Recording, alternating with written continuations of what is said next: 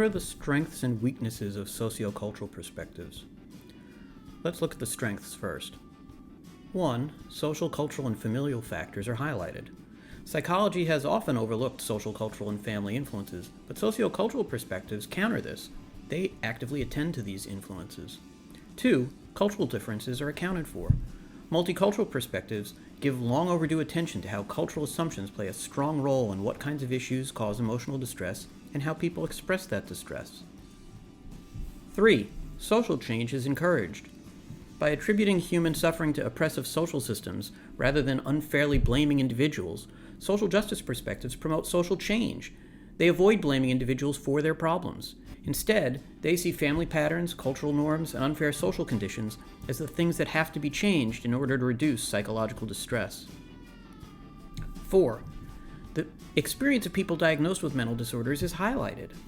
Most of the perspectives discussed in an abnormal psych course are those advanced by mental health professionals, but consumer and service user and survivor approaches, which focus on the experience of those who utilize psychiatric services, encourage us to pay attention to the voices of those who are experiencing mental distress. What are the weaknesses of sociocultural perspectives?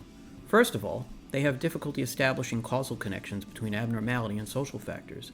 Those who see mental disorders as individual afflictions contend that social factors, like poverty and racism, for instance, are correlated with emotional suffering. But biological critics say that sociocultural perspectives can't fully explain the origins of mental disorders because ultimately these disorders are caused by underlying illnesses. In other words, critics tend to see social and cultural factors as exacerbating mental disorders, but not as their primary cause. Second, familial and social conditions don't always produce abnormality.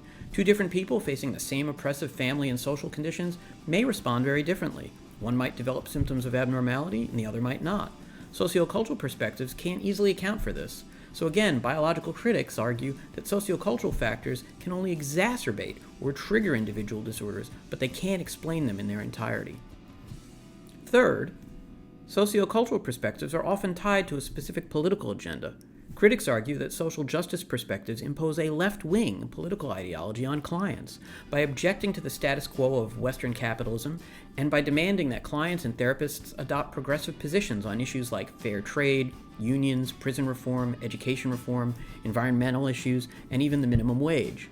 Of course, social justice advocates counter that the reason they push these issues is because they see them as the root cause of much mental distress, but less progressive critics still remain skeptical.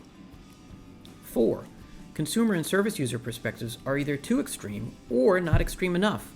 Psychiatric survivor groups are often considered extreme in their anti-psychiatry views.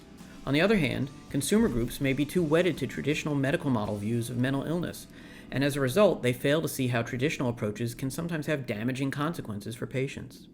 What do you think about sociocultural perspectives?